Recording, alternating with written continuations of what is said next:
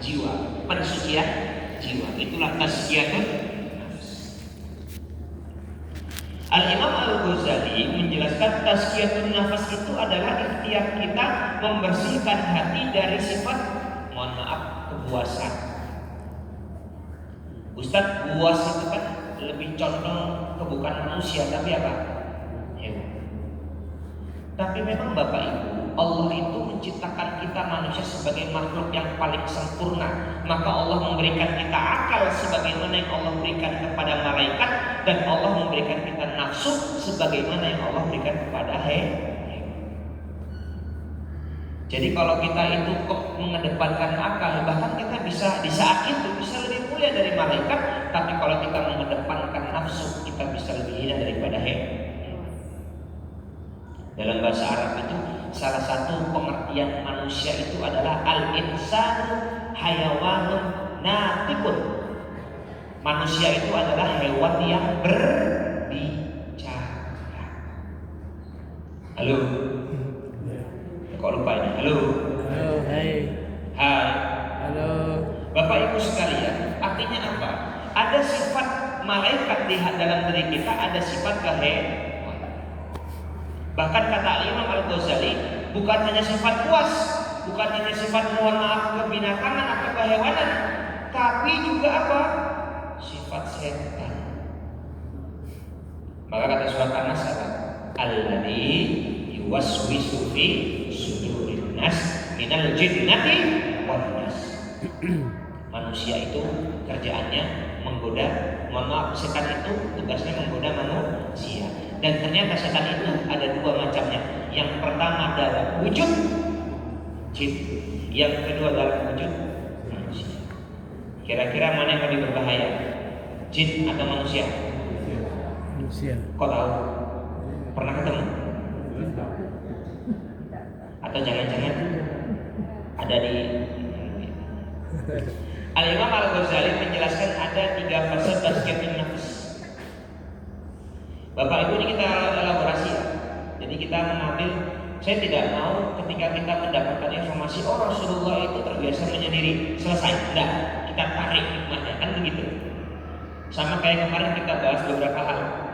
Masa muda Rasulullah menjaga diri tidak bermaksiat, tarik lagi, apa yang bisa kita ambil dari situ, kan begitu. Nah, Al-Imam Al-Ghazali menjelaskan tazkiyatun nafs itu ada 3 yang harus kita lalui. Pertama adalah memfokuskan hati dan pikiran hanya kepada Allah. Kuncinya apa? Bidzikrillah, dengan mengingat Allah. Makanya tidak ada agama yang lebih banyak doanya melebihi Islam, betul? Masuk masjid Allahumma ftahli abwaaba rahmatik, nanti masuk WC apa? Keluar WC apa, keluar masjid apa, betul? Nanti Allahu Akbar, azan, Allahumma barik. Semua ada doanya. Bahkan kalau menambahkan sedikit Bapak Ibu dalam konteks ini, dalam hadis Rasulullah, ketika kita tidur, setan akan mengikat mata kita dengan 3 ikatan. Berapa? 3. Ikatan yang pertama akan lepas ketika kita berzikir. Minimal alhamdulillahilladzi atau ahyana. Oh, ini pada biar ini kok. Ini badannya di sini mikirnya kemana nih? Memang dari tadi bau parfum masjid ini beda dengan biasa-biasanya. Kayaknya kuah-kuah apa gitu ya. Jadi ikatan pertama akan lepas kalau kita berzikir atau berdoa, tapi masih ada 2 ikatan setan lagi. Ikatan kedua akan lepas kalau kita, ada yang ingat? Mengambil air wudu. Jangan senang dulu, masih ada 1 lagi. 1 lagi akan lepas ketika kita sholat 2 rakaat. Oke, lanjut. Jadi yang pertama memfokuskan hati pikiran kepada Allah Subhanahu wa taala. Bagaimana caranya? Alladzina amanu tatma'innu qulubuhum bidzikrillah, ala bidzikrillah tatma'innul qulub. Mengingat Allah. Halo. Bapak Ibu sekalian, hati itu ada 3. Yang pertama adalah qalbun salim.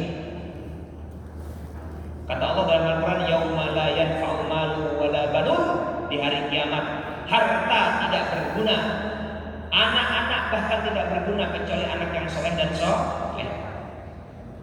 Jadi di hari kiamat itu anak, harta, kedudukan, jabatan gak berguna. Illa man atallaha biqalbin salim, kecuali bagi orang yang datang kepada Allah dengan qalbun salim atau hati yang sehat. Yang kedua namanya qalbun marid, hati yang sakit. Dan yang ketiga adalah qalbun mayyit, hati yang mati. Singkatnya, bagaimana cara menghidupkan hati? Yang mati biar hidup, yang sakit biar sehat. Maka kata Mubarak, seorang sahabat, menjelaskan, ra'aitu dzunub tumitul qulub. Ternyata yang membuat hati itu mati apa? Dosa. Bapak Ibu, apapun perbuatan dosanya, dampaknya akan membuat hati kita mati. Ra'aitu dzunub tumitul qulub. Dan apa kata Mubarak dalam kelanjutan kalimat tersebut? Wa tarkul dzunub hayatul qulub. Dan meninggalkan perbuatan dosa, mengerjakan amalan ibadah, itulah yang menghidupkan hati. Ini kadang-kadang kita bahas mental health, caranya begini. Yes, tapi kenapa kok cara utama nggak kita kerjakan gitu? Nih, saya kasih rumus Bapak Ibu, mohon maaf. Hati itu sifatnya batin. Hati sifatnya apa? Batin. Dunia, harta, tahta, popularitas dunia, isinya itu sifatnya zahir. Sifatnya apa? Zahir.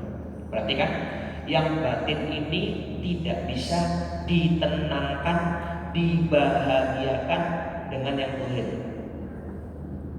Ada yang bilang, tapi Ustaz, saya kalau banyak duit happy, betul? Iya. Saya kalau jabatannya tinggi, saya bahagia, betul? Saya kalau terkenal, saya happy, betul? Coba sekarang kalau di rumah jenengan ada uang cash 1 miliar, berangkat nggak ke masjid ini? Berangkat nggak Bapak Ibu? Halo, tenang nih. Restoran. Saya ya kalau ada ya makan nggak ya? Bapak Ibu, ini rumusnya cepat ya karena waktu terbatas.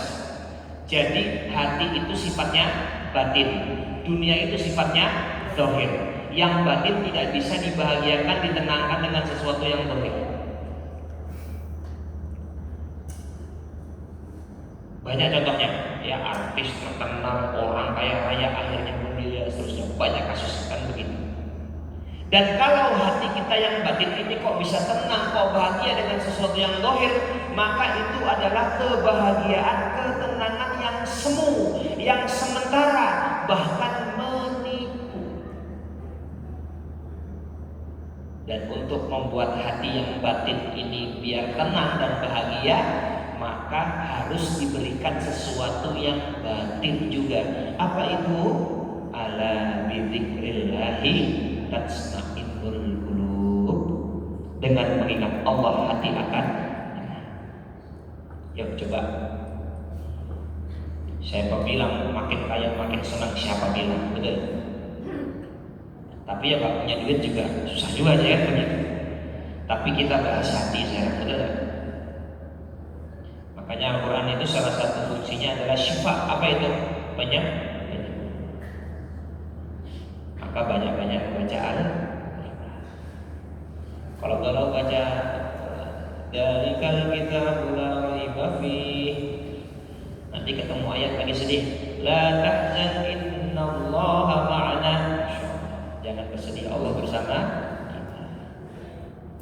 Jenengan itu kok sudah kaya, jabatannya tinggi, terkenal, tapi kok rasanya masih kurang aja baca Quran. Apa ketemu ayat apa?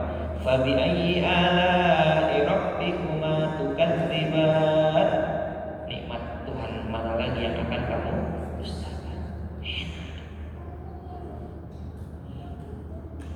Apalagi macam-macam dapat ujian, ya Allah ujian kok berat. Ketemu Al-Baqarah yang terakhir, la yukallifullahu nafsan illa wus'aha. Tidaklah Allah memberikan ujian melainkan sesuai dengan kemampuan. Itu kalau kita kembali kepada. Tapi kan banyak orang self healingnya malah mabuk, self healingnya malah maksiat, betul. Mungkin saat itu hilang, tapi ketika selesai kemaksiatan itu, bukannya justru makin bertambah. Ada video bagus tapi kita lewatkan saja. Bapak Ibu sekalian, jadi ini ya, ini kan kita bahas bagaimana Rasulullah itu terbiasa menyendiri. Coba sekarang anak-anak muda yang kena mental health dicek pernah tahajud nggak dia? Pernah nggak curhat sama Allah dia? Yang kedua kata Al-Imam Al-Ghazali apa? Perwujudan sifat Allah dalam aktivitas seseorang. Artinya begini Bapak Ibu, kalau kita ingin tazkiyatun nafs, membersihkan hati kita, artinya apa? Kita menghadirkan sifat Allah dalam kehidupan. Contohnya begini, ketika kita hidup di dunia, terus kita ingat nama-nama Allah, misalnya Allahu Akbar, Allah Maha Besar, maka selain Allah itu kecil. Apalagi ketika kita merasa kok hidup kita susah rezekinya, ingat Allahur Razzaq, Allah Maha memberikan rezeki. Misalnya nanti azan dan kumandang jaringan dapat apa? Menunya hari ini apa? Soto, betul? Bau-baunya si soto nih. Sotonya dari siapa? Dari Allah. Masjid itu hanyalah wasilah, betul nggak? Jenengan pernah kepikiran nggak? Rumah jenengan ada masjid besar, nyaman, banyak pengajiannya, tiap pengajian makan, kepikiran nggak? Enggak kan? Saya juga gak kepikiran kan begitu. Tapi itu semua adalah dari Allah. Gini loh Bapak Ibu. Jadi kalau kita meyakini itu dari Allah, kita berterima kasih kepada seseorang, tapi jauh lebih berterima kasih kepada Allah. Nanti akan melahirkan sifat takwa. Apa itu takwa? Ini kalau saya jelaskan, takwa adalah mengerjakan perintah Allah, menjauhi larangannya, pasti jenengan sudah hafal. Ini kan materi sekolah, betul? Sekarang kita definisikan takwa lebih mantap lagi berdasarkan sejarah. Apa itu? Obrolan dua sahabat yang mulia. Yang pertama adalah Umar bin Khattab, yang kedua adalah Ubay bin Ka'ab. Ketika itu Umar bertanya kepada Ubay bin Ka'ab, "Ya Ubay, apa takwa? Apa itu takwa?" Ubay bin Ka'ab ini sadar yang bertanya ini Umar bin Khattab, orang yang lebih pintar daripada dia. Maka Ubay tidak menjawab, Ubay malah bertanya, "Ya Umar bin Khattab, pernahkah engkau berjalan di jalan yang penuh dengan duri?" Apa jawaban Umar bin Khattab? "Pernah." "Apa yang kau lakukan wahai Umar?" Ubay bin Ka'ab, Umar mengatakan, "Aku akan berhati-hati." Dan Ubay bin Ka'ab menutup diskusi itu dengan mengatakan, "Itulah hakikat takwa." Takwa itu adalah berhati-hati. Kenapa? Karena orang yang bertakwa dia tahu dimanapun dia berada Allah itu maha, maka dia akan berhati-hati. Sekarang saya mau nanya, jenengan kalau nyetir motor, nyetir mobil itu berhati-hati biar apa? Selamat, betul. Maka kita hidup di dunia itu berhati-hati biar apa? Selamat. Fid dunya hasanah wa fil akhirati hasanah.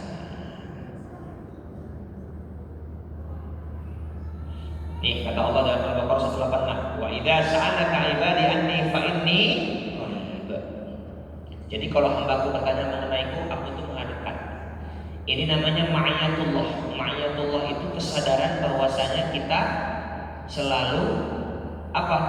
Diawasi oleh Allah Subhanahu wa taala. Kalau dalam hadis dengan sebuah istilah ihsan. Apa itu ihsan? Anta'budullaha ka'annaka tarahu fa in lam takun tarahu fa innahu yaraka, kata Rasulullah. Kita hidup di dunia itu seolah-olah kita melihat Allah, kalaupun tidak sesungguhnya Allah itu Maha melihat kita. Dan yang terakhir, apa cara ihsan selanjutnya? Memfokuskan cara tazkiyatun nafs yang terakhir adalah membiasakan akhlak yang baik dalam kehidupan. Karena akhlak itu adalah buah dari iman. Ya. Oke, Bapak Ibu sekalian. Nah, inilah bagaimana Rasulullah Shallallahu Alaihi Wasallam menjadi pribadi yang terbiasa untuk mendekatkan diri kepada Allah.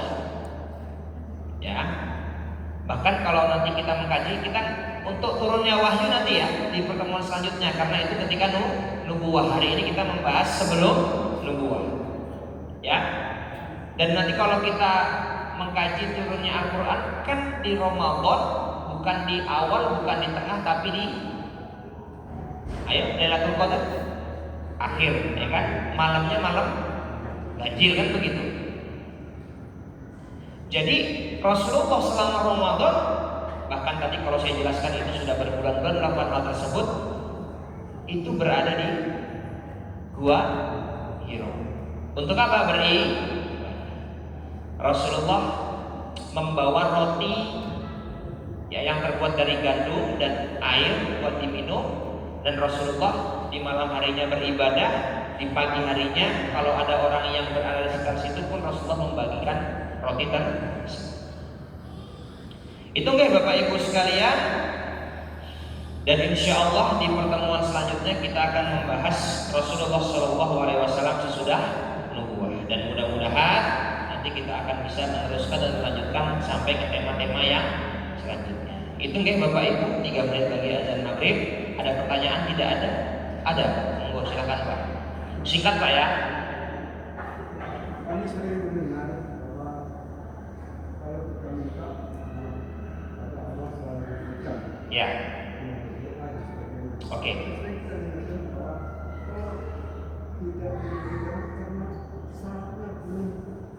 Oke. Ya, siapa? Ada hadisnya Pak. Rasulullah SAW bersabda begini Pak. Jadi ada 3 cara Allah itu mengabulkan doa kita. Ya. Yang pertama adalah Allah langsung mengabulkan doa kita di dunia. Itu cara yang pertama. Yang kedua, ini saya tayangkan hadisnya biar lebih akurat. Tenang. Mana nih kok nggak ada? Yang kedua adalah Allah mengabulkan dengan cara menabung doa kita untuk tabungan masuk surga. Ini yang kedua. Mohon maaf Pak ya, ini saya menjawabnya berdasarkan hadis saja, kan begitu. Dan yang ketiga, cara Allah mengabulkan doa kita adalah diganti dengan cara mencegah kita dari musibah. Itu. Nanti kalau syarat akhlak, waktu mustajab, bagaimana cara berdoa kita bahas di lain waktu. Ya, tapi berdasarkan pertanyaan panjenengan, mungkin hadis ini bisa menjawab Pak. Jadi ada 3 cara Allah mengabulkan doa kita, dikabulkan di dunia, ditabung untuk tabungan masuk surga, atau diganti dengan mengabulkannya dengan menjauhkan kita dari musibah. Bisa jadi kita dapat salah satunya, bisa jadi dapat salah dua-duanya. Syukur-syukur dapat 3-tiganya. Kurang enak apa coba? Dikabulkan, jadi tabungan masuk surga, dan dijauhkan dari musibah. Maka ya Pak, mudah-mudahan ini bisa menjawab. Wallahu a'lam bishawab. Kurang lebihnya mohon maaf. Halo. Baik. Tapi selalu dikabulkan. Ini Pak. Oh ini. Oke, itu saja. Ya ini Pak. Selalu dikabulkan. Pasti. Kalau salah satu dari antara 3 ini saya jamin pasti. Pasti ya. Tapi nomor berapa itu baru yang lain. Itu saja, kurang lebihnya mohon maaf. Wallahu a'lam bishawab. Fastabiqul khairat. Wassalamualaikum warahmatullahi wabarakatuh. Waalaikumsalam warahmatullahi wabarakatuh. Alhamdulillahirabbil alamin. Jazakallahu Ustaz, terima kasih banyak atas materi yang diberikan. Semoga dapat menjadi manfaat kita dan dapat kita amalkan di kehidupan kita sehari-hari. Amin. Baik jemaah sekalian, mari kita tutup kajian sore hari ini dengan sama-sama baca alhamdulillah dan dilanjutkan dengan doa kafaratul majlis. Alhamdulillahirabbil alamin. Subhanakallahumma wa bihamdika asyhadu an la ilaha